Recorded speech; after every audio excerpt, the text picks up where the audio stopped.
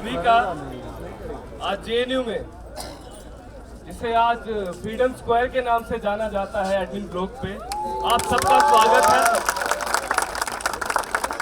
आप सबसे एक बार दरख्वास्त है, जरा मीडिया के साथियों को याद दिला दे ये फ्रीडम स्क्वायर है क्या। तो हम क्या चाहते हैं? हक हमारा, हम लेके रहेंगे। अरे आरएसएस से, अरे बीजेपी से, अरे संघवाद से, हक हमारा।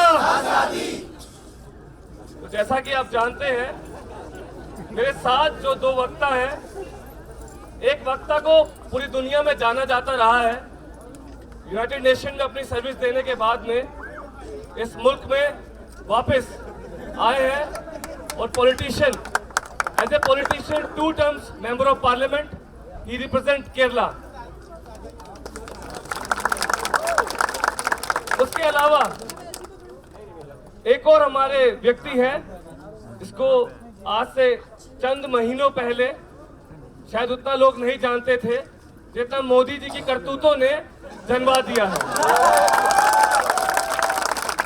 जो संविधान के साथ इन्होंने खिलवाड़ किया, जिस तरीके से ये एक ऐसा प्रश्न है जो हम सब के ऊपर लगता है कि कॉमरेड कन्हैया को तो हाईकोर्ट की तरफ से बेल मिली और काफी बड़ी टिप्पणियां थी उसमें, पर उमर और अनिवार को सेशन कोर्ट से ही मिल गई।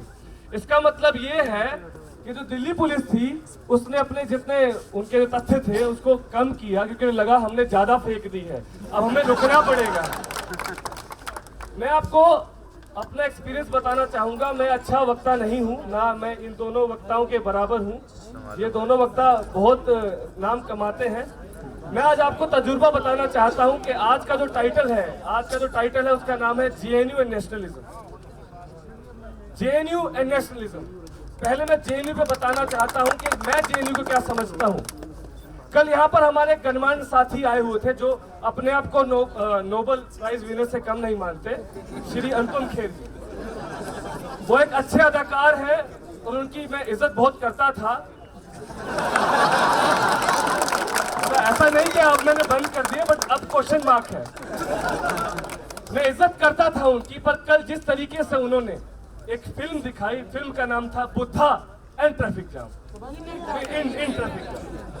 वो बुद्धा इन ट्रैफिक जाम, जब मैंने उनसे पूछा कि आपने लेफ्ट का एक ऐसा रूप तो दिखाया जो इस मुल्क के कॉन्स्टिट्यूशन में एक्सेप्टेबल नहीं है, पर आपने क्या राइट का वो गंदा चेहरा दिखाया जिस जगह से मैं ताल्लुक रखता हूँ, मेरे प्रदेश को जिस तरह से किया है, मैं मुजफ्फरनगर ताल्लुक रखता हूँ, जैसा बर्बाद किया है मेरे प्रदेश को और पूरे मुल्क को। अभी झारखंड में जो अभी हरकत हुई है, ये कुछ गोरक्षकों ने मानव की हत्या कर दी है इस बात पर कि उन्हें लगा कि शायद गो हत्या हुई है तो मानव हत्या करना जायज है। हमारा मुल्क जिस तरीके से बढ़ रहा है, हाल ही में यहाँ पर श्री 1008 रविशंकर जी ने एक प्रोग्राम कराया। प्रोग्राम था कि वर्ल्ड कल्चर फेस्टिवल। उसमें कल्चर क्या था वो बताएंगे वो लोग जो इस दुनिया की हिस्ट्री को लिखे हैं। मैं बता रहा हूं उन लोगों के बारे में जो जुड़े हैं एग्रीकल्चर से। वो जमीन जो पिछले कई दशकों से कुछ लोग बुदायूं से रहने वाले, बिहार से रहने वाले कुछ लोग जो जोता करते थे, उस जमीन पर आकर श्री 1008 और जो वहां के माननीय एमपी हैं और जो वहां के माननीय एमएलए हैं, वो वहां पर जमीन को खाली करवाते हैं 1 महीना पहले। 1 एकड़ की जमीन की, 1 बीघे की जमीन पे जो फसल की कीमत थी, मैं आज ही वहां पर एक को शूट करके आया हूं। 1 बीघे की जमीन की कीमत थी फसल की 50,000 रुपए और मुआवजा क्या मिला है श्री केजरीवाल की तरफ से 4,000 रुपए। 4,000 रुपए। उसके बाद बोला गया अगर ये भी लेना है लो, अगर ये भी लेना है लो, वरना ये भी नहीं मिलेगा। उसके बाद में उनकी जमीनों को यूं रौंदा गया कि उसके बाद में ट्रैक्टर एक बार चलाकर छोड़ दिया, चलो हमने तुम्हारी जमीन पहले की तरह कर दी। पर वो मेरे सामने ही 4-4, 5-5 बार ट्रैक्टर को जोत रहे थे, कह रहे थे कि अभी हमें और करना पड़ेगा, अब और पैसा लगाना पड़ेगा। एक महिला तो रो रही थी, कह रही थी कि हमने ऐसा क्या गुनाह किया। उनको 40 बीघा चाहिए था, 40 एकड़ चाहिए था, पर 270 एकड़ जमीन उन्होंने ले ली। खड़ी उन्होंने अपनी गाड़ी सिर्फ 40 एकड़ पर की, पर बाकी जमीन जो उन्होंने बर्बाद करी वो इतने सारे लोगों की करी।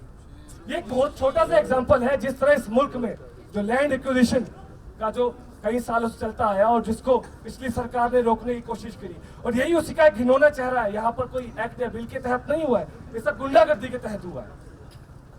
मैं एक और बात कहना चाहता हूँ इस मंच से। कुछ लोग यहाँ पर आकर तिरंगा लहराते हुए बोल रहे थे कि भारत माता की जय। हमारे एक फेसबुक के साथी हैं दिलीप सिंह मंडल। दिलीप सिंह मंडल ने काफी परेशान किया आरएसएस के लोगों को। उनको कहा कि भैया इनके हाथ में भगवा क्यों है, तिरंगा क्यों नहीं है? तो अगले दिन थोड़ा सा डाल दिया, अब तिरंगा भी आ गया उनके हाथ में। पर मैं कहना चाहता हूं, उस महिला ने सलवार सूट क्यों नहीं पहना है?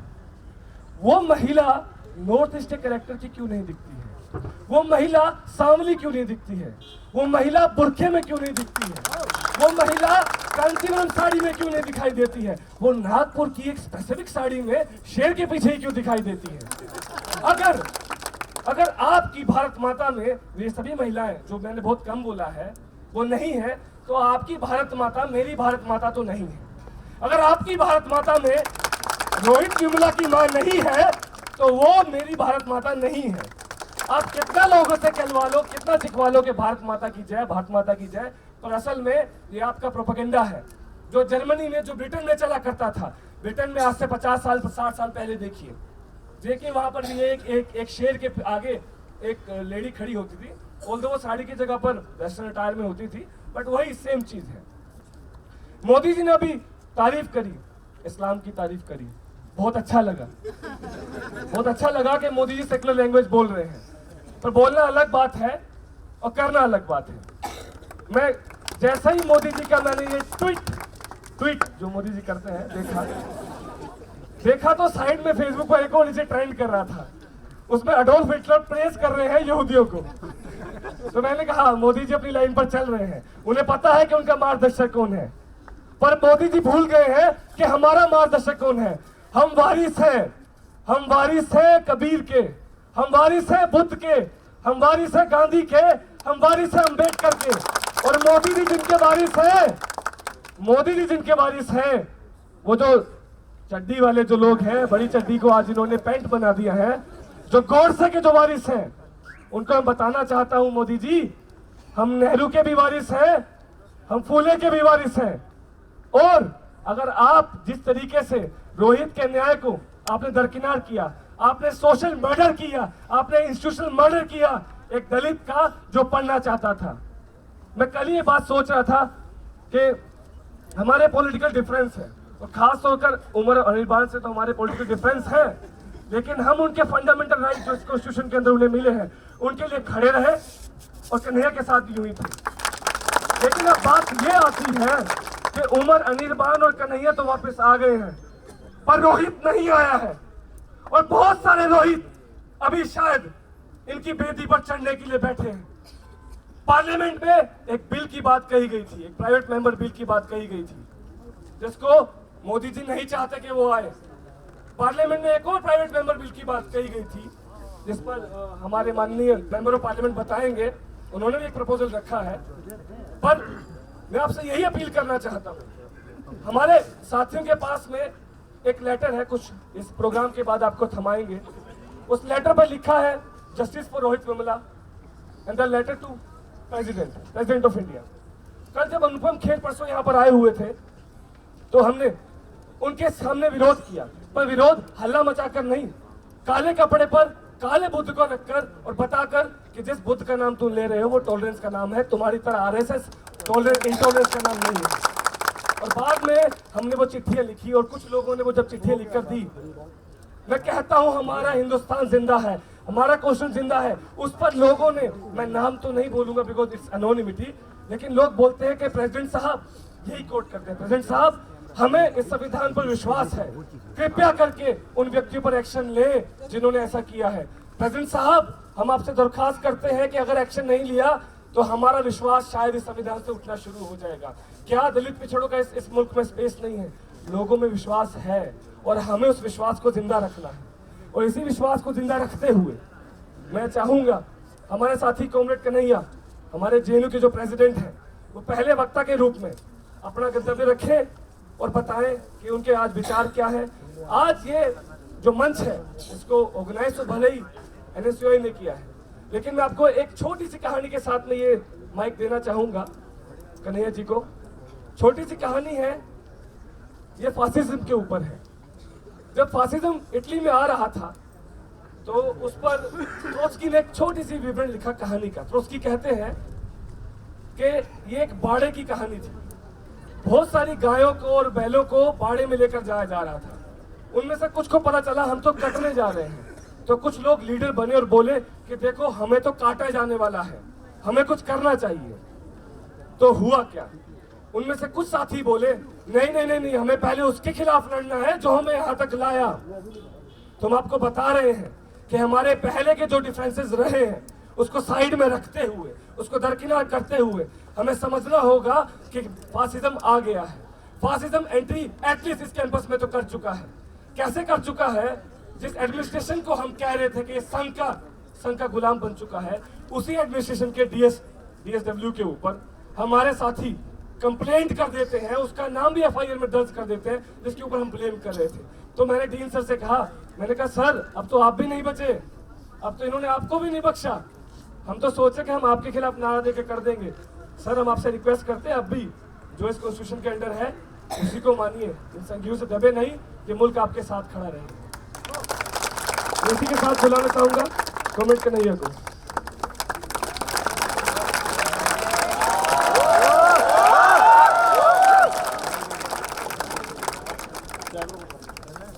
सबसे पहले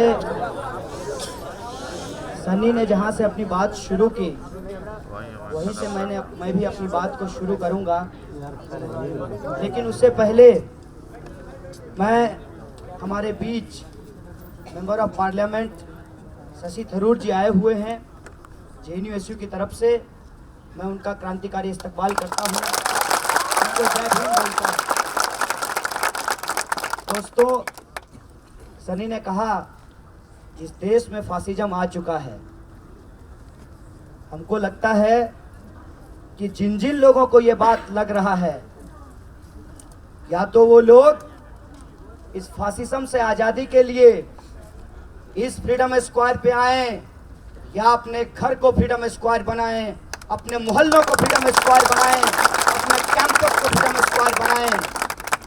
और ये फ्रीडम स्क्वायर मैं स्पष्ट कर देना चाहता हूं, संघियों के हाथ में एक ब्रश है और वो ब्रश एक ही शब्द लिखता है, एंटी नेशनल।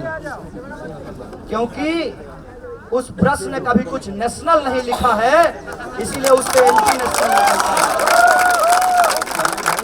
उनको ये कह देना चाहता हूं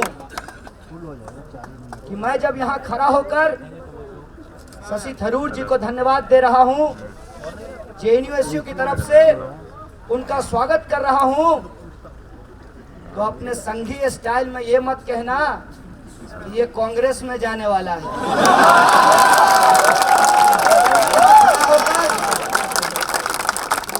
दूसरे राजनीतिक दलों का स्वागत कर रहा हूं, इस देश के नागरिकों का स्वागत कर रहा हूं, तो ये मत कहना कि ये देश के खिलाफ हैं। मैं तुमको कह देना चाहता हूं, मैं तुम्हारे खिलाफ हूं, हम तुम्हारे खिलाफ हैं। आज बड़ी लड़ाई छिड़ी है और ये लड़ाई बड़ी इसलिए है कि अपने आप को इस देश की सबसे बड़ी पार्टी कहने वाली भाजपा, उसके प्लांटेड अध्यक्ष अमित शाह जी कहते हैं कि देश की आलोचना नहीं बर्दाश्त की जाएगी। अगर इस शब्द का लिटरल मीनिंग निकाला जाए तो मैं अमित शाह से पहली बार सहमत होता हुआ दिख रहा हूं। सच में अमित शाह जी, देश की कोई आलोचना नहीं बर्दाश्त की जाएगी, लेकिन देश मोदी जी नहीं है, देश भाजपा की सरकार नहीं है। यह देश सिर्फ लोकसभा के 283 MP से नहीं चलता, यहाँ 545 MP हैं, इसकी जानकारी आपको होना चाहिए। और आपको पता होना चाहिए कि संसद में 2 सदन हैं, लोकसभा और राज्यसभा, और इसके अलावे संसद से बाहर भी विपक्ष की एक सत्ता है, इस बात को भूलिएगा मत। और ये जो स्टूडेंट हैं, चाहे वो FTII के हों, चाहे वो IIT मद्रास के हों, चाहे साथी रोहित बेमुला हो, चाहे JNU हो, चाहे अलीगढ़ हो, चाहे इलाहाबाद हो, चाहे जादवपुर यूनिवर्सिटी हो, हम ऑपोजिशन की सत्ता खड़ा कर रहे हैं तुम्हारे खिलाफ। और ये ऑपोजिशन देश के खिलाफ नहीं है, ये ऑपोजिशन देश के लिए है, संविधान के पक्ष में है।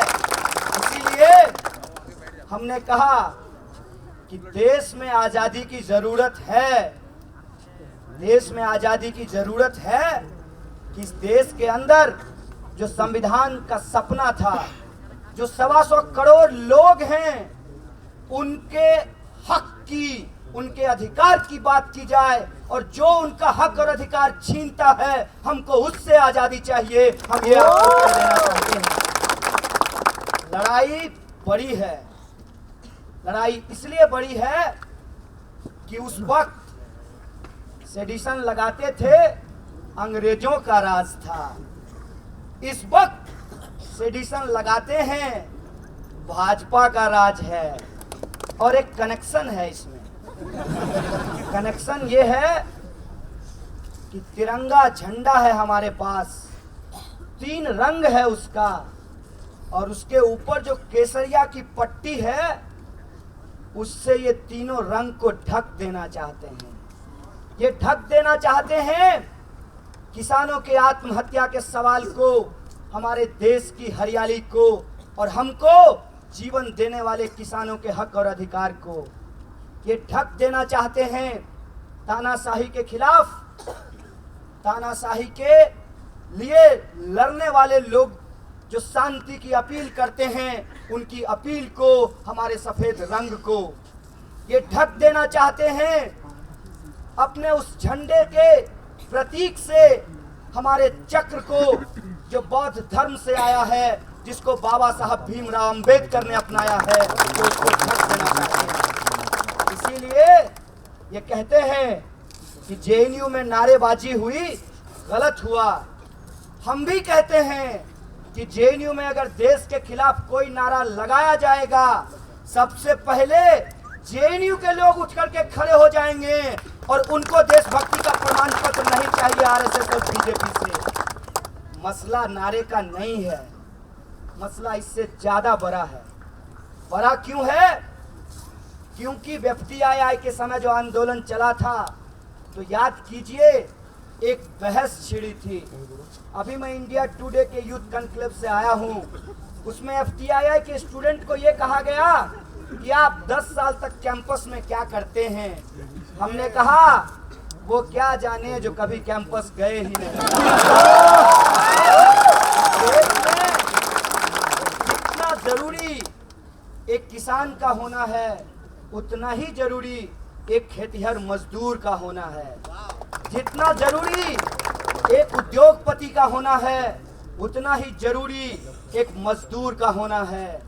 जितना जरूरी सैनिकों का होना है, उतना ही जरूरी किसानों का होना है। और जितना जरूरी इस देश में जो हमारे साथी काम करते हैं ऑफिस में, उतना ही जरूरी रिसर्च करने वाले स्टूडेंट का भी होना है।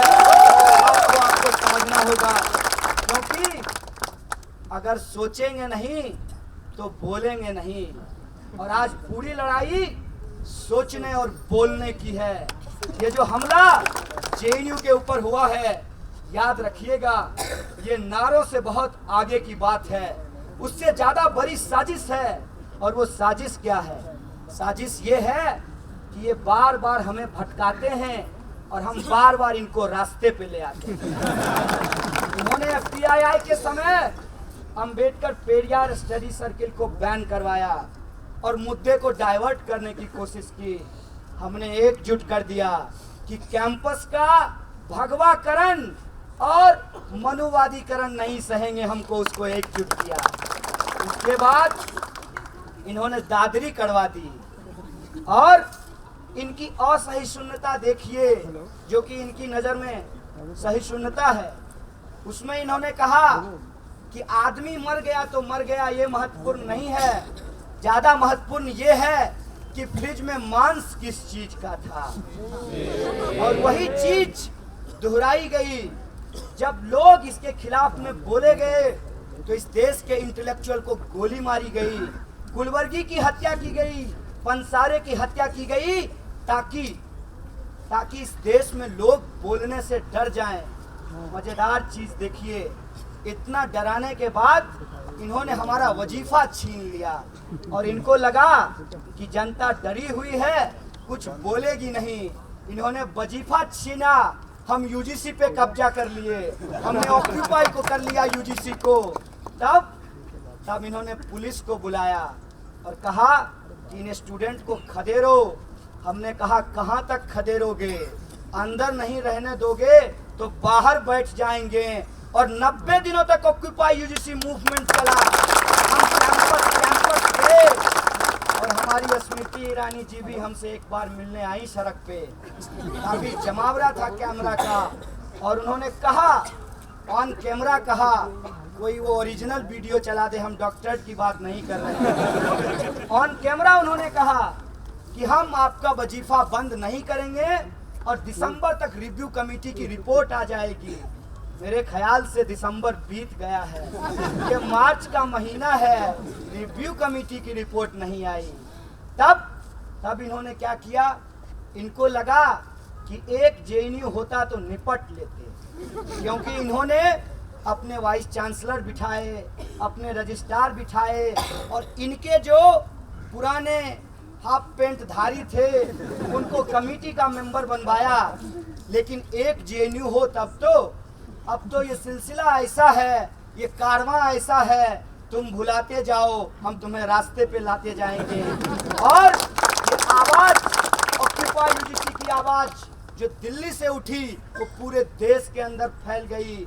और छोड़ दीजिए देश का, जब विदेशों से भी समर्थन आने लगा, जब मोदी जी को विदेशों से भी लोग पूछने लगे कि भाई वजीफा क्यों बंद कर दिया विद्यार्थियों, तब इनके पास ये भी कहने को नहीं था कि दादरी में कुछ लोग अल्पसंख्यकों का संतुष्टि का राजनीति करना चाहते हैं। ये जो मुस्लिम इम्पीचमेंट का ये सवाल उठाते रहे हैं, इनको ऑक्यूपाई यूजीसी में ये भी कहने को नहीं बचा।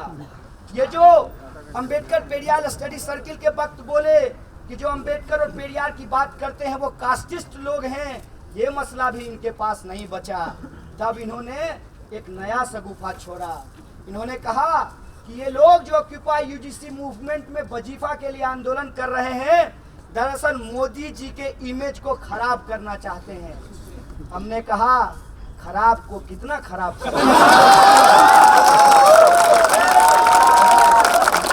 अगर उनको इमेज बनाना होता तो इस देश की जनता ने भरोसा करके एब्सोल्यूट मेजोरिटी दे दिया उनको, 283 दे दी, फिर भी उनका जो वादा था वो पूरा नहीं हुआ। दूरबीन लगाकर देख लीजिए, आपको अच्छा दिन नहीं दिखाई देगा।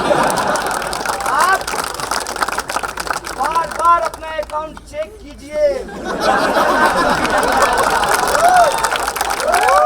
सेंसेक्स उछल जाएगा और बाजार में आपका दिल बैठ जाएगा जब दाल आप 200 रुपए किलो खरीदेंगे।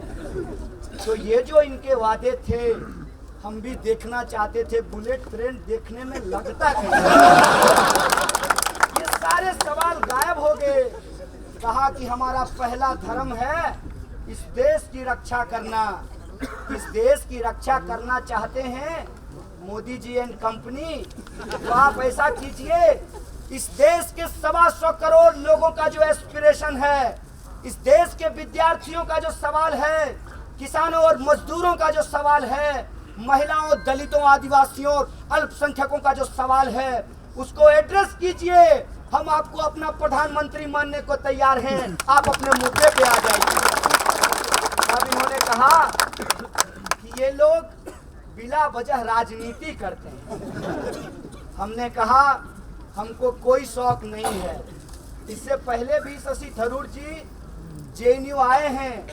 मेरा मानना है कि आप में से बहुत सारे लोग इस मीटिंग में नहीं आए होंगे, लेकिन आज आप यहाँ आए हैं, इसका क्या वजह है? इसकी वजह यह है कि हम किसी राजनीति के खिलाफ कोई राजनीति खड़ा नहीं करने आए हैं। दरअसल जो नकली राष्ट्रवाद है उसके पक्ष में, जो नकली देशभक्ति है उसके पक्ष में संवैधानिक राष्ट्रवाद को बचाने आए हैं, संवैधानिक देशभक्ति को बचाने आए हैं। ये सवाल आज हमारे सामने है और इस सवाल को जब आप उठाएंगे तब आपको मिलेगा क्या? तब आपको रोहित की मौत मारी जाएगी। लेकिन अच्छा हुआ, सलाम करते हैं रोहित को कि तुमने अपना जान देकर कितने रोहितों की जान बचाई है।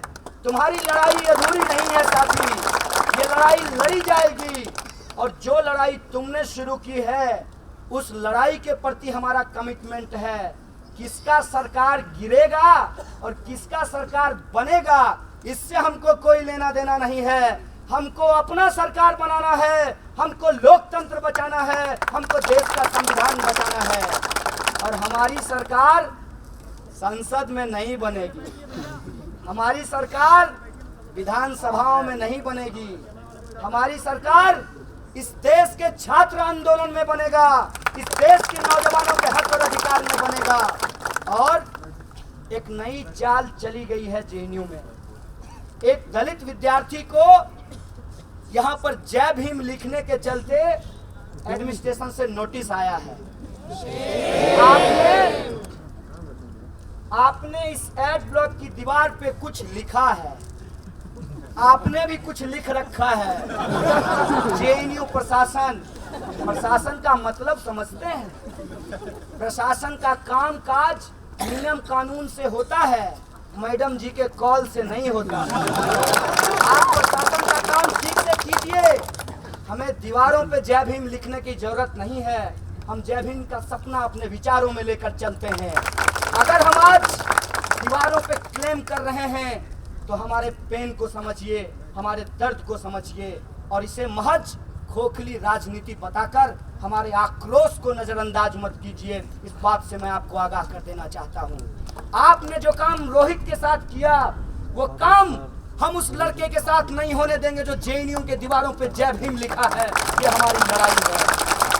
और एक मैडम जी हैं, उन्होंने कहा कि इस देश में दलित और मुसलमान देशद्रोही हैं। कहा कि सरकारी स्कूल में पढ़ने वाले लोग नक्सली हैं।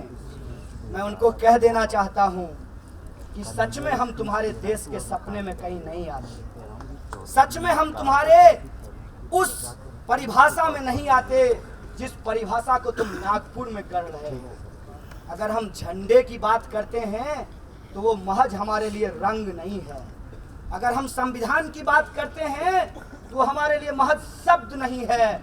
और जब हम लोकतंत्र की बात करते हैं तो वो हमारे लिए महज भीड़ तंत्र नहीं है। इसका मतलब समझिए, उस झंडे का एसेंस है हमारे लिए, उस संविधान का एसेंस है हमारे लिए और उस लोकतंत्र का एसेंस है हमारे लिए। इसीलिए तुम हमें कहीं भी ले जाओ, उत्तर प्रदेश के चुनाव में मुद्दा नारा नहीं रहेगा, मुद्दा रोटी कपड़ा और मकान रहेगा। और तुमसे ये पूछा जाएगा मंदिर के नाम पे चंदा करके चुनाव का जो कैंपेन चलाए हैं साहब, एक एक ईंट का हिसाब लिया जाएगा। क्योंकि मंदिर तो तुम्हें बनाना नहीं, तुमको एक ही चीज करना आता है, लोगों को बेवकूफ बनाना। लेकिन कितनी बार सारा सच सामने आ चुका है। गुजरात मॉडल की हवा निकल चुकी है और वंदे मातरम कहने वाले वंदे व्यापम का जय घोष कर रहे हैं। मध्य प्रदेश में शिवराज जी के ऊपर एक रिपोर्ट आई है, पढ़ लीजिएगा आप लोग। बारात 2G 3G जीजा जी किए थे। शिवराज जी के बारे में भी बोल दीजिए। और हम ये आपको कर देना चाहते हैं कि हमारे पास फुर्सत नहीं है कि आपके कल पुर्जों की गड़बड़ी को खोजें। हमारे पास इस बात का फुर्सत है कि हमारे संविधान के कल पुर्जे में कोई गड़बड़ी नहीं आनी पाएगी। और आप मुद्दा कितना भी छेड़ दें, राष्ट्रवाद बनाम राष्ट्रद्रोही, लेकिन हम आपको मुद्दे पे ले आएंगे। और मुद्दा यही है कि इस देश में चुनाव अगर राष्ट्रवाद पे लड़ा जाएगा, इस देश में चुनाव अगर देशभक्ति के नाम पे लड़ा जाएगा, तो वो देशभक्ति मोदी भक्ति नहीं होगी, वो देशभक्ति आरएसएस भक्ति नहीं होगी, वो देशभक्ति किसी एक विचारधारा की भक्ति नहीं होगी। अगर इस देश में राष्ट्रवाद का बात होगा तो उसमें 125 करोड़ लोगों की बात होगी। उसमें हिंदू से लेकर मुस्लिम तक, मुस्लिम से लेकर बौद्ध तक, बौद्ध से लेकर क्रिश्चियन तक, क्रिश्चियन से लेकर सिखों तक, सिखों से लेकर जैनों तक, जैनों से लेकर पारसियों तक, और इन सब से आगे बढ़कर जो किसी को नहीं मानता उन तक ये पहुंचे। लोग चाहे वो भगवा साड़ी पहनने वाली महिला हो, चाहे भगवा साड़ी नहीं पहनने वाली महिला हो, चाहे सलवार कमीज पहनने वाली महिला हो या टी शर्ट पहनने वाली महिला हो, सबके हक की बात की जाएगी। और भागवत जी एक शब्द में कह देना चाहते हैं कि जो सजेशन आपने इस देश की महिलाओं को लेकर दिया है, वो सजेशन बीजेपी में क्यों नहीं लागू करा देते, हम लोगों को फुर्सत मिल जाती। लोग टीवी पे इंटरटेनमेंट करते, धारावाहिक देखते, आजकल लोकसभा चैनल की भी यही हालत बना दिया है। लेकिन भागवत जी हम आपके खिलाफ हैं, इसीलिए आप अगर अपनी भी पार्टी की किसी महिला के खिलाफ बोलेंगे तो कसम से सबसे पहले हम ही उठ खड़े होंगे, क्योंकि हमारा गुना गणित न 2017 के लिए है न 2019 के लिए है। हमारी सारी लड़ाई इस देश के अंदर एक एक आवाम, चाहे वो किसान हो, चाहे वो सैनिक हो, चाहे वो मजदूर हो, चाहे विद्यार्थी हो, चाहे वो लड़का जो पिज्जा डिलीवरी करते हुए रोड रेज में मर जाता है, चाहे वो किसान जो अनाज उपजाते हुए खेतों में मर जाता है, चाहे वो मजदूर जो उद्योगों में उत्पादन करते हुए मशीनों में दबकर मर जाता है, चाहे वो विद्यार्थी अपने एकेडमिक प्रेशर में पंखे पे लटक जाता है, वो सब शहीद है। चाहे सीमा पे मरने वाला नौजवान हो या रोहित वेमुला हो, वो सब हमारे लिए शहीद है। और इसकी जिम्मेवारी इस देश की व्यवस्था को नहीं पड़ेगी। मोदी जी या तो कह दीजिए कि हमसे नहीं हो पाएगा, ये कहकर हमारे आवाज को मत दबाइए कि स्टूडेंट हैं, उनका काम पढ़ने का है, वो पढ़ाई करें। जी मेरा काम पढ़ने का है और मैं पढ़ाई करूंगा, लेकिन आपको जनता जिसलिए वोट दिया है वो काम कीजिए। और ये Dadri, FTI, HCU, JNU, Aligarh, Allahabad, Jadavpur, ये ट्रेन घुमाना बंद कीजिए। विदेश भ्रमण से आपका मन भर गया है, आजकल आपके गुर्गे यूनिवर्सिटीज का भ्रमण कर रहे हैं। लेकिन आइए, वो आपके चमचा हो या आपके बाल्टी हो, उनको हम सुनेंगे, बहुत अच्छे से सुनेंगे।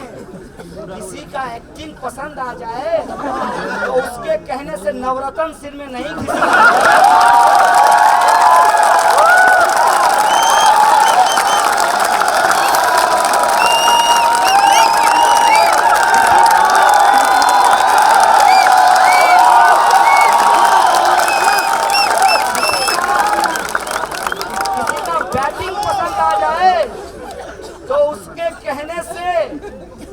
अपना सीक्रेट ऑफ एनर्जी हम नहीं बदलने वाले।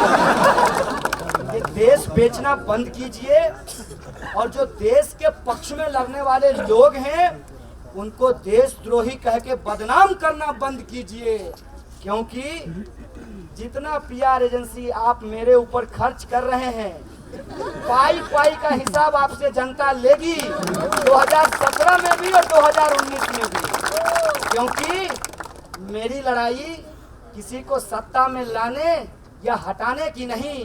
याद रखिएगा, इस देश में संविधान को बचाने की लड़ाई है। इन्हीं शब्दों के साथ एक बार फिर से माननीय एमपी जी को शुक्रिया अदा करते हुए और इनकी पूरी पार्टी को, राहुल गांधी को भी जो यहाँ आए और हमारे पक्ष में खड़ा हुए, उनका अपना एक राजनीतिक एजेंडा होगा, लेकिन इस देश का इतिहास हमको पता है कि अंग्रेजों के खिलाफ अंबेडकर भी थे, गांधी भी थे, विवेकानंद भी थे, अंग्रेजों के खिलाफ पटेल भी थे, अंग्रेजों के खिलाफ कम्युनिस्ट भी थे, सोशलिस्ट भी थे, तमाम लोग अंग्रेजों के खिलाफ थे। और आज अंग्रेजों के चेले चपाटे सत्ता में बैठे हैं, इसीलिए सब लोग फिर से खिलाफ हो गए हैं। मुल्क बचाने की लड़ाई है। और मीडिया के माध्यम से बस एक बात कह देना चाहता हूँ, एक्सक्लूसिव है उनके लिए। इस देश के अंदर अगर तानाशाही रवैया विश्वविद्यालयों में बढ़ा है तो इसकी गूंज आपके घर तक पहुंचेगी, क्योंकि आप जान लीजिए एक सिपाही को सिर्फ इसलिए नंगा करके पीटा गया, मुसलमान था, उसे भगवा झंडा लेने। इस देश में एक दलित की हत्या तमिलनाडु में इसलिए की गई क्योंकि वो एक अपरकास्ट से शादी कर लिया। इस देश में लोगों को जान गंवानी पड़ती है जब वो सही को सही और गलत को गलत कहते हैं। इस देश में लोगों को जेल जानी पड़ती है जब वो सही को सही और गलत को गलत कहते हैं। इसीलिए आप भी तय कर लीजिए, विद्रोही जी के शब्दों में, हम देश बचाने के लिए इस तरफ खड़े हैं। आप तय कर लीजिए कि आप किस तरफ खड़े हैं, क्योंकि आपके यहाँ जो शोषण है, जो लूट है वित्तीय पूंजी की, उससे अगर बचना है, इस मुल्क के सपने को सच करना है, तो सबको एक होना पड़ेगा। इन्हीं शब्दों के साथ मैं अपनी बात को खत्म करूंगा। शुक्रिया, इंकलाब जिंदाबाद, जय भीम। और बहुत बहुत धन्यवाद रोजी को, उनका स्वागत है। तो आवाज दो।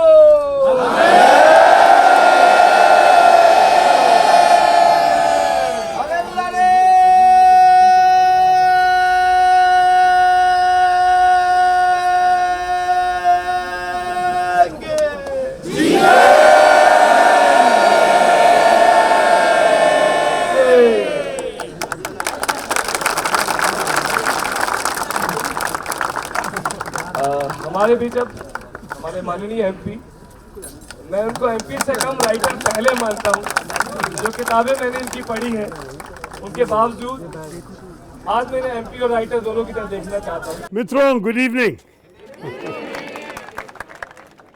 मैं शुरुआत से ही आपसे माफ़ी मांगना चाहता हूँ क्योंकि मैं कन्हैया के बाद हिंदी बोलने लायक नहीं हूँ। वो अंग्रेजियों के बारे में जितना भी कहा, मैं अंग्रेजी भाषा में कुछ बोल सकता हूँ आज शाम को। Okay.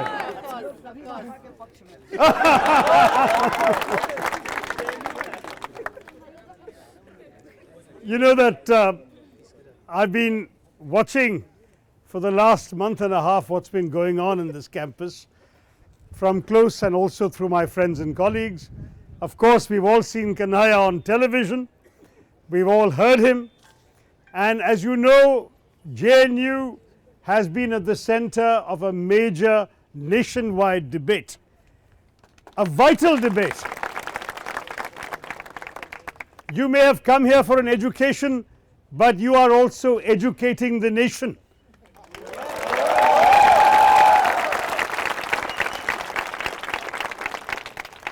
What is happening here has given the whole nation an education in the vital issues of dissent and democracy, the vital issues of sedition, and of course of Azadi. And at the same time, here in Azadi Square, it has also given us an opportunity to think about and talk about nationalism and what that means. So I was asked here to come and talk to you about JNU and nationalism. I don't need to tell you much about JNU because you are JNU. You know what you're up to.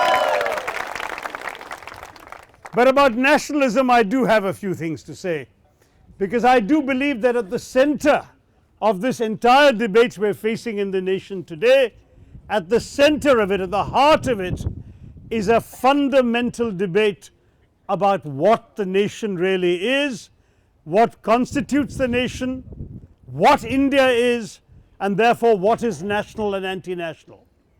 To my mind, this is a debate worth having, and so we should be grateful to Prime Minister Modi and his party for having overreacted the way they did and having given us a chance to actually face this debate that we are once again having tonight.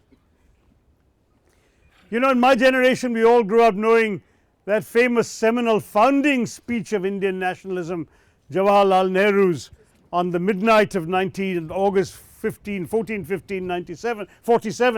1947, when he said that we have now met a tryst with destiny, a moment which comes but rarely in history, when the soul of a nation long suppressed finds utterance.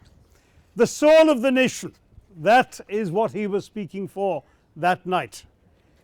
And yet at the same time, the just recently departed Prime Minister of Great Britain, Winston Churchill, had once barked that India is no more a united country than the equator.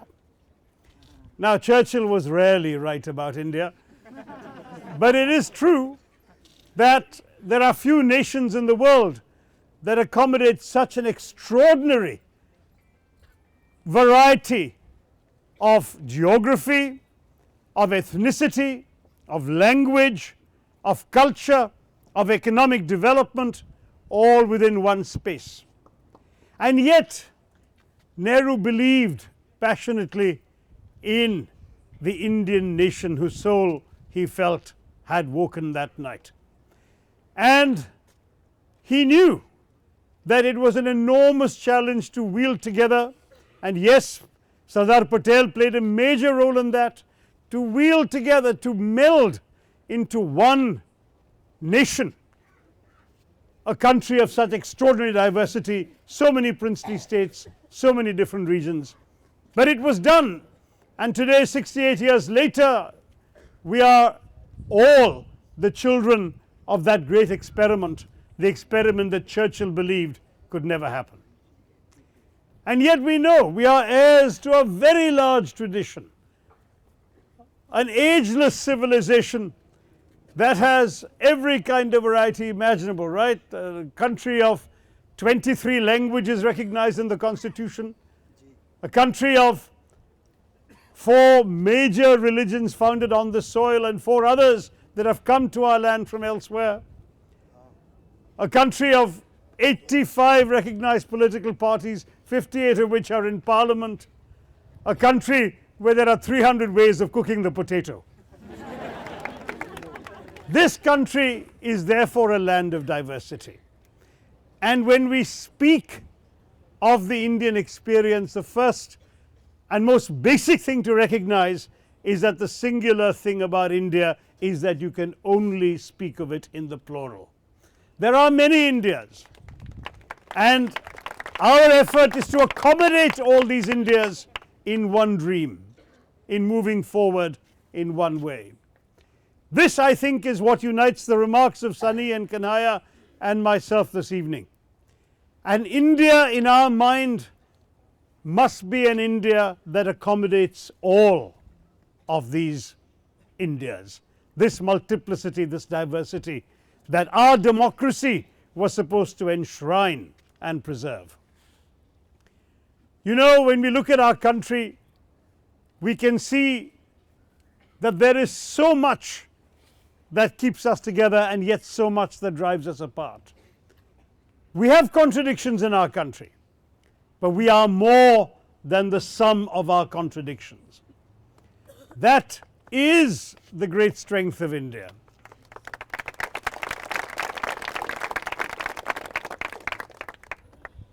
Let us remember that if a good RSS man in his long brown pants, hailing from the UPs, from the Hindi heartland state of UP, decides to alight at any one of India's railway stations, he might preserve the illusion that he belongs to what our journalists sometimes lazily dub the majority community. But the fact is that if he really thinks about it, there is no such thing at all. Yes, as a Hindu, he does belong to 80% of the population. But a majority of the population doesn't hail from UP, even though sometimes you might be mistaken for believing it does. A majority of the population, I'm sorry to say to some of you, doesn't speak Hindi. A majority of the population, if you come to my home state of Kerala, isn't even male. And even if he cherishes this illusion of majoritarianism, his caste puts him in a minority immediately. If he's a Brahmin, well, 90% of his fellow Indians are not. If he's a Yadav, 85% of his fellow Indians are not, and so on. So why do I harp on this? It's not to say that I am any less Hindu than those who have been trying to privilege a Hindu notion of majoritarian identity in India. It is that I recognize that my India embraces all sorts of diversities within communities and across communities, and that this is enshrined in our history. I come from Kerala, where we have the world's oldest, thank you, the world's oldest Jewish community outside Palestine. The numbers may have dwindled now, but they fled. Legend has it, when the Babylonians destroyed their first temple. Certainly we have evidence that they came when the Romans destroyed their second temple. And when they came to India and settled and they were given all their freedoms, they became the only Jewish diaspora anywhere in the world that never knew a single instance of discrimination, anti-Semitism or hatred. Christians came to India long before they went to Europe. When St. Thomas of the Bible, doubting Thomas the Apostle, landed on the shores of Kerala, it is said he was welcomed on shore by a flute-playing Jewish girl. And he converted many to his new message, his new doctrine of Christianity, which is why there are Keralites today whose families have been Christian far longer than any white and grey's family has been Christian. Islam came to Kerala peacefully, not by the sword, came in the lifetime of the Prophet, because for centuries before that we had had ships traveling across the Arabian Sea with merchants and traders. And the message of Islam was brought so peacefully that it was embraced as well peacefully, including by a local Raja who wanted to meet the Prophet and so got into a ship and sailed off to the Arab Peninsula. Sadly for him, he didn't make it back. He passed away on the Arabian Peninsula, but he had taken with him Kerala coconuts to the Arab world, and that is why even today on the coast of the Arabian Peninsula, right near Muscat and Oman, you can find Kerala coconut trees growing in the Arab world. And when his followers and his emissaries came back and wanted to worship in a mosque, the local ruler said, sure, there's an old disused temple, you can have it. And now the oldest mosque outside the Arab world is in Kerala, in Kodungalur, and if you go inside there, you will find one of the most gigantic lamps, as you would find in a Hindu temple, right in the middle of the mosque. This is the Indian tradition that we are all heir to. In fact, in Kerala, even ignorance was accompanied by tolerance, because the Kerala king, the Zamorin of Calicut, at one point issued a decree obliging every fisherman in his kingdom to bring up one child, one son as a Muslim. Why? Because he was so impressed with the seafaring skills of the Muslim sailors, the Kunjali Marikars, that he decided that he could only have an all-Muslim navy. So every fisherman had to bring up one son as a Muslim to staff the Zamorin's navy. I mean, these are all historical facts. But let me not be parochial and stick to Kerala. Think of Gujarat. I'm not talking of 21st century Gujarat. Let me tell you about 8th century Gujarat, when the Parsis, fleeing persecution in their country, came on ships off the coast of Gujarat, and they wanted to disembark in Gujarat and live there. And the king of the area, deciding that there wasn't enough room for these foreigners to come and live in his kingdom, sent an envoy to tell them that. But since they didn't have a language in common, the envoy, to illustrate that there was no room for these refugees, he took a glass of water and dropped a stone in it, and the water overflowed. And that was a way of signaling that there was no room, that if the Parsis came, the water of Gujarat would overflow. You know what the Parsi captain did? He asked the envoy to wait. He called for a glass of milk, and he carefully stirred a spoonful of sugar into it, to show that rather than overflowing, not only would the Parsis assimilate, they would sweeten the land of Gujarat.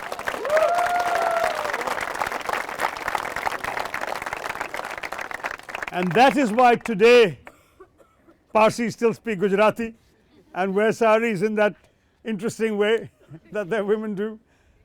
But the fact is that this history, one can give you story after story, example after example of this history of diversity, of tolerance, of engagement.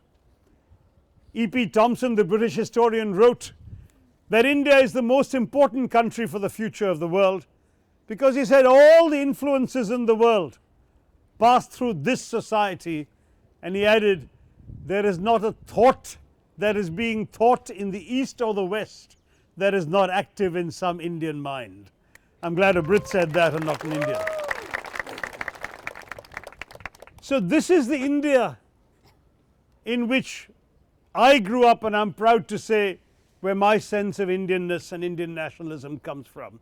Because I went to high school in Calcutta, where in the place where I live, where my parents lived, you could hear the wail of the muezzin calling the Islamic faithful to prayer, literally blending with the tinkling of bells at the Shiva Mandir on the corner, which in turn was competing with the loudspeakers outside the Gurudwara reciting verses from the Guru Granth Sahib, and just around the corner was St. Paul's Cathedral.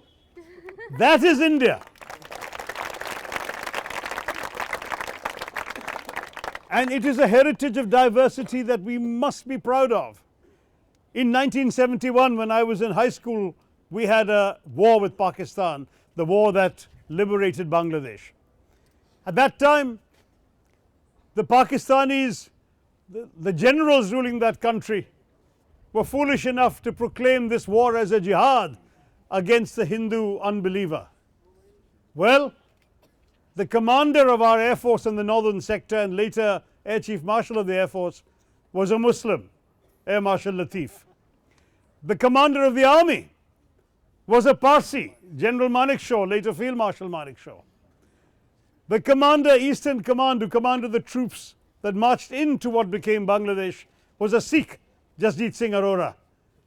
And the general who was helicoptered into Dhaka to negotiate the terms of the Pakistani surrender was Jewish, Major General Jacob. That is India too.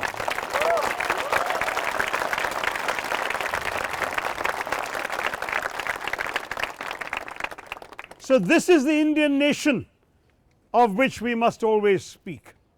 It's a nation that understands that we can have differences of caste, of creed, of color, of culture, of consonant, of cuisine, of costume and custom, and still rally around a consensus. And that consensus is on the simple principle that in a diverse democracy like ours, you don't really need to agree all the time, so long as you agree on the ground rules of how you will disagree. That is where dissent comes in our democracy. We know what the ground rules are. As Kanhaiya says, it's the Samvidhan, the constitution, that we all stand behind. But that constitution gives us certain rights, and we, all of us, have the right to demand those rights and to ensure they're extended to the weakest sections of our society.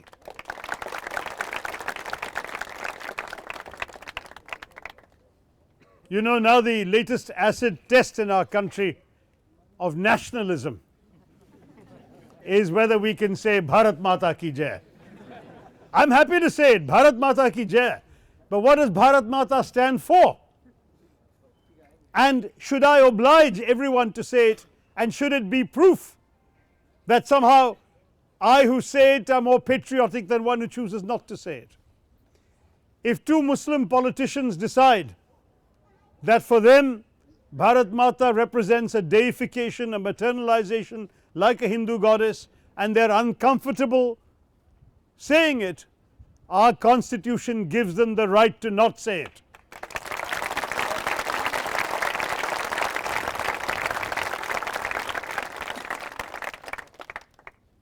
Just as it gives some the right to say it as well, and even to demand it. You were at the India Today conclave, Kanhaiya, the night before I was there, and the anchor began by saying to the whole audience, say after me, Bharat Mata Ki Jai. And then he said, raise your hands who all said it. I actually didn't raise my hand because I don't like saying it on demand. And then he said, raise your hands those who refuse to say it. And I again didn't raise my hand because I don't refuse to say it. I will choose when to say it. That is the democratic rights of our country.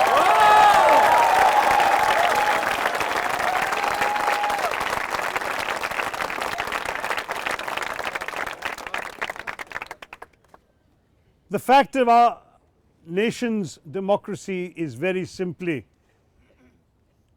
expressed in that famous line of Voltaire's, I disagree with what you say, but I will defend to the death your right to say it.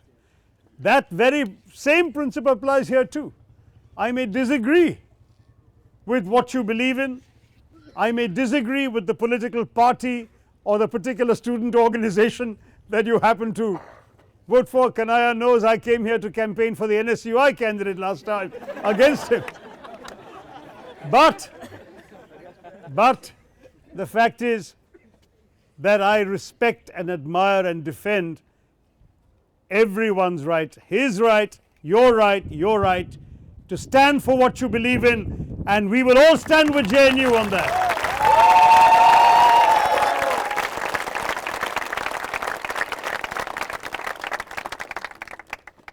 Yes, we are often accused, my senior colleague Rahul Gandhi has been accused, I have been accused of giving aid and comfort to anti-national elements. Right here in JNU.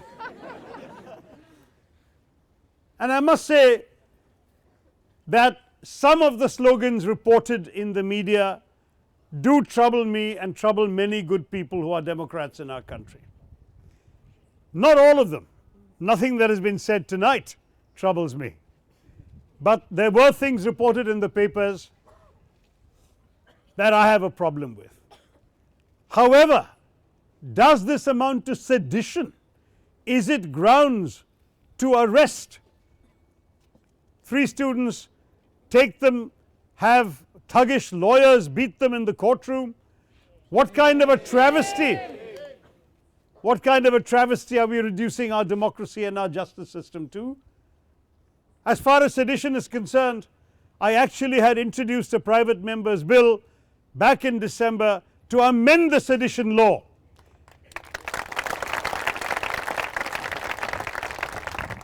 None of our friends in the media noticed, because on the same day I also tried to introduce a private member's bill to amend section 377 and decriminalize homosexuality. And that one, as you know, our friends in the BJP would not even let me introduce it. So in all the discussion about that, no one noticed that I quietly introduced a sedition law amendment. So it's there on the books of Parliament, and what I've said in that is that anything you can say against the government is constitutional. The Supreme Court has ruled sufficiently that it is only words that constitute a direct incitement to violence that can be considered sedition. But unfortunately, the Supreme Court says one thing, and the police at various levels, including apparently the Delhi police, do another thing. Now we leave it to the courts to decide what is sedition and what is not sedition, but in the meantime we in Parliament have an obligation to change the law, and I believe we should stand up for it and amend the Sedition Act to take away this. Jawaharlal Nehru, for whom your university is named, said this is an obnoxious law and the sooner we get rid of it the better.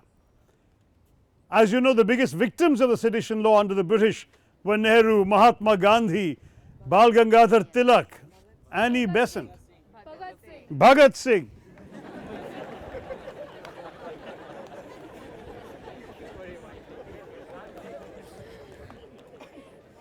Yeah, Bhagat Singh was the Kanhaiya Kumar of his time.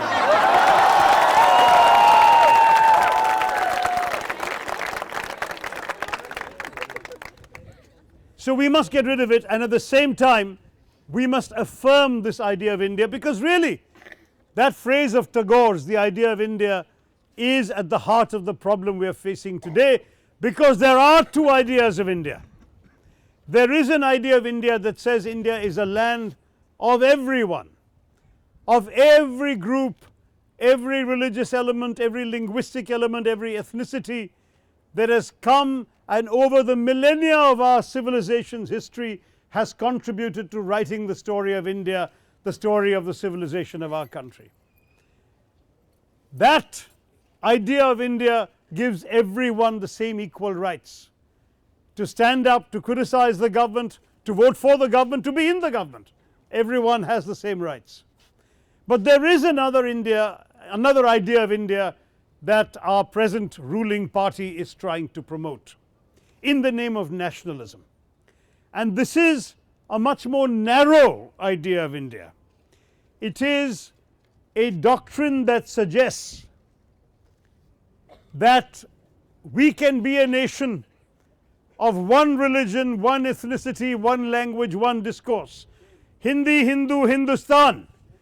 Now we can be proud of all of those three things, but we can also say India is not just those three things. There is a lot more to India.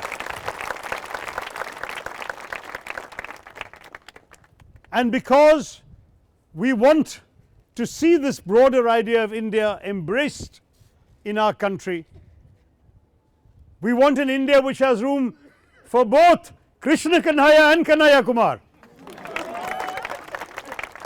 We want an India which will allow people from every corner of this vast land an equal stake in our future. I worry about a university being centered on a discourse of anti-nationalism.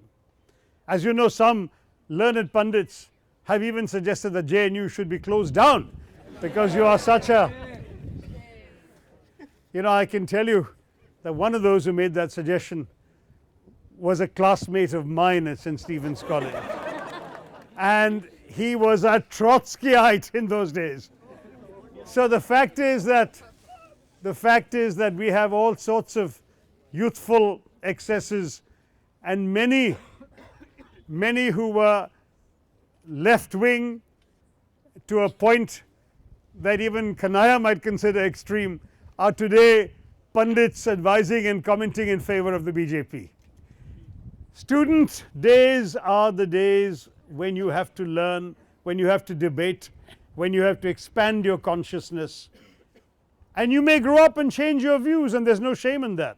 One of the newspapers ran a series of profiles of the last 10 or 15 presidents of JNU, and some had been elected on a leftist ticket and were now either not political or had moved towards the right. That is their privilege. Everyone has a right to change and grow.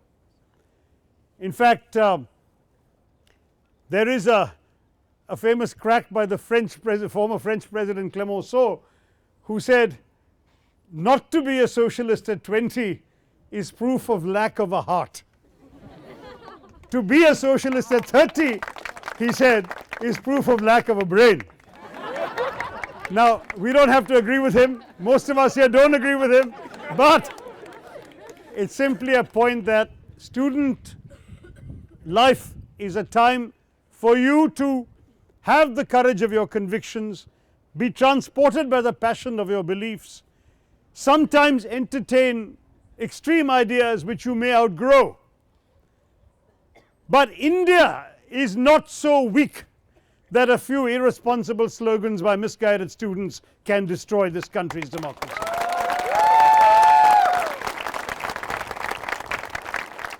The idea of India that I've described to you is strong enough to stand for a large-hearted and humane vision of nationalism and of what the Indian nation is all about.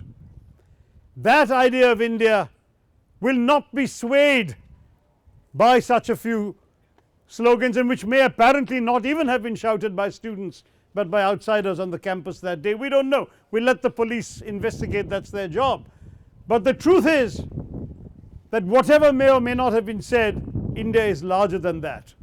Even while they were coming to arrest Kanhaiya and drag him off to court, there was an ex-JNU student dying on our border, fighting for the Indian flag, fighting against terrorists and militants. The flag that he fought for, the flag that Kanhaiya's brother still fights for on the border, the flag that I'm proud to wear on my jacket every day as a symbol of my allegiance to this nation that I'm proud to claim as my own, that flag stands for a larger, more humane, more compassionate, more all-encompassing idea of nationalism than those of the petty voices that would reduce it to the bigotry of majoritarian chauvinist politics. Let us remember the ideals that flag incorporates. Let us remember that tryst with destiny that Nehru spoke of. Let us remember the ideals for which that flag stands, and let us remember that that flag belongs to every single section of the society, to the Dalits who have felt oppressed and discriminated for millennia, and who have sought to organize themselves on university campuses and take advantage of the opportunities that education gives them to be able to break free of their lot in life. Let us celebrate what that flag means to them. That very moving suicide letter of Rohit Vemula that you have all read, I'm sure. You know how much that scholarship meant to him, the hope it represented, and what it signified. When the Ambedkar Periyar study group is shut down at IIT Madras, what does that signify? It is a signal that the attempts of an oppressed minority to break free of their lot, to find their place in the Indian sun, is being resisted from the top instead of encouraged to grow and come up. These are things we have to fight for. We have to ensure that no one in this country has any reason to feel that the color of his skin, the food she eats, the sounds they make when they speak, the God they choose to worship or not, has any bearing on their rights in our democracy, on their rights to stand up for their own views and their own beliefs in our nation. If we accept that, if we understand that this country is held together by this timeless bond, this ancient civilization that we can have so much pride in because it gave so much to humanity, that it gave refuge to so many groups, that it allowed so many religions, so many different thoughts to flourish, a civilization that accommodated such diversity, such range of opinion, a civilization that is today sustained by a constitutional democracy that stands for certain values every one of us has a right to claim as our own. If all of this can be the Indian legacy that we can lay proud claim to, then that India, that Indian nation, that Indian idea is something we can all stand under that flag and celebrate. Frankly, I need no lessons in nationalism. I was born, as it happens, in London. I'm still entitled to a British passport. I have never ever exercised that right. I chose to be Indian. I look in the mirror and I see an Indian. I read my history and I know and believe I am an Indian, and I study the Constitution and I want to fight to remain Indian. That Constitution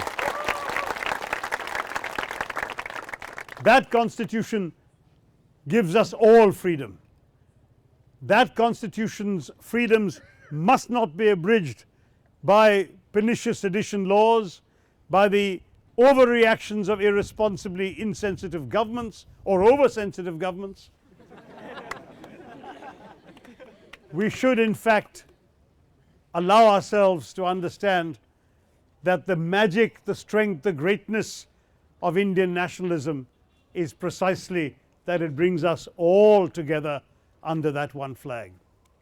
I'm going to end with a story, since our friends on the other side are so fond of citing the ancient texts. Let me tell you a story from the Puranas. It's a very typical Puranic story of a sage and his disciples. And the sage says to his disciples, "When does the night end?" And the disciples say, "Why, dawn, of course." He says, "I know that, but when does the night end and the dawn begin?" So the first disciple, who's from the hot and tropical south like me, says, I know. He says, "It's when the first streaks of sunlight gleam on the palm fronds of the coconut trees, swaying gently in the breeze above the paddy fields. That is when the night ends and the dawn begins." Sage says, "No, my son." So the second disciple says, I know. He's from the cold north. So he says, "It is when the first shafts of the sun rays glint off the snow and ice on the top of the mountain tops of the Himalayas. That is when the night ends and the dawn begins." The sage says, "No, my sons." He says, "It is when two travelers from our vast land meet somewhere in this country and they realize that they sleep under the same sky, see the same stars, and dream the same dreams. And then when they embrace themselves as brothers, that is when the night ends and the dawn begins."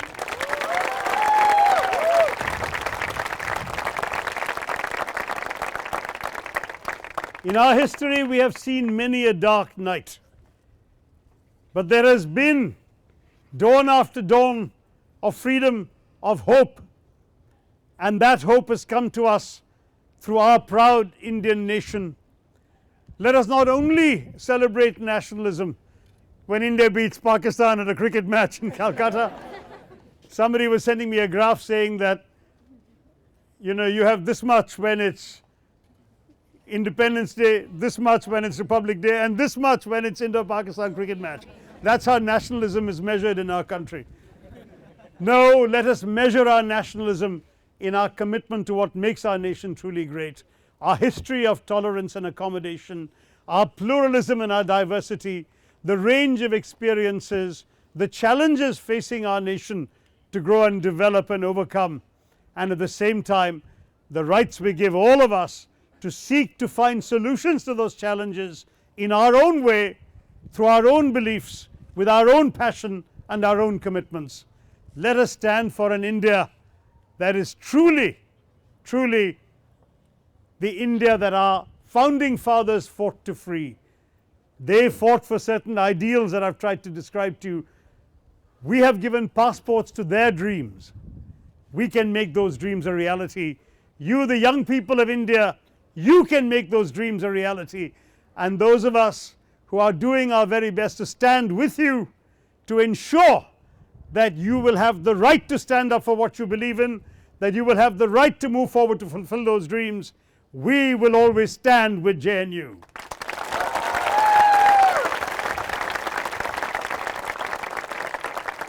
Thank you and Jai Hind. अब मैं चाहूंगा कि आप लोग सवाल के लिए अपने हाथ खड़ा करें. Private institutions are hiking their fees, either universities or schools. What will you do when you will be the HRD minister? Okay, the question is, private educational institutions are hiking their fees, both schools and universities. What would I do? He said when, but I've got to say if I am HRD minister.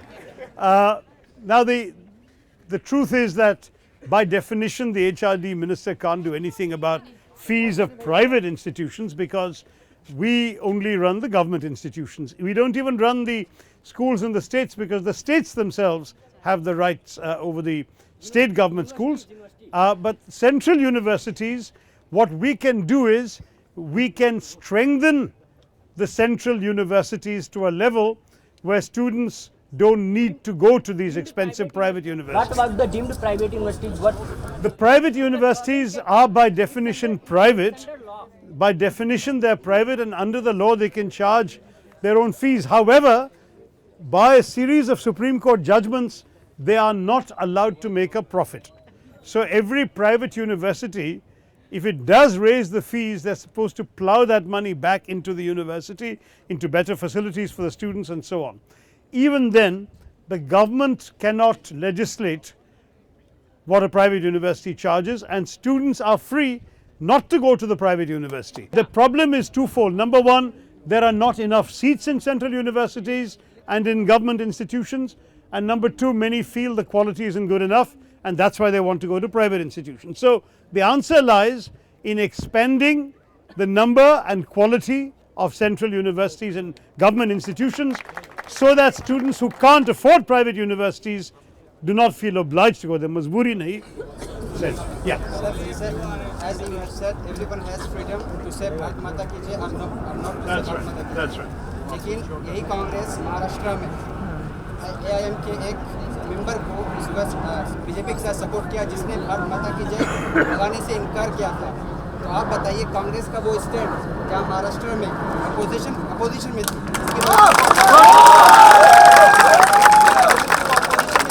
उसने ruling party के साथ मिलकर एक opposition के member को सिर्फ इसलिए निकलवाया क्योंकि उसने भारत माता की जय कहने से इनकार कर दिया गया था एज ए मुस्लिम. तो आपका ये स्टैंड सही जो आपने आज यहाँ कहा, या वो स्टैंड सही कांग्रेस का जो महाराष्ट्र में दिखाया? Shall I repeat the question, because everyone there couldn't hear you? So he said that I said that one should have the right to say or not to say Bharat Mata Ki Jai, but what about the fact that my party's representatives in the Maharashtra legislature voted to suspend a Muslim MP for refusing to say it? It's a shame, you're right.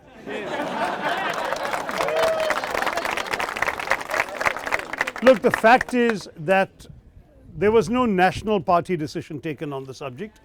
It was a decision taken by the Congress members of the legislature. I can't put myself in their shoes and tell you what compulsions they felt. But to me, what is wrong with this discourse is that we even oblige people to feel such compulsion. That somehow, if they don't go along with this expulsion move, that they will be deemed as supporting anti-national activity.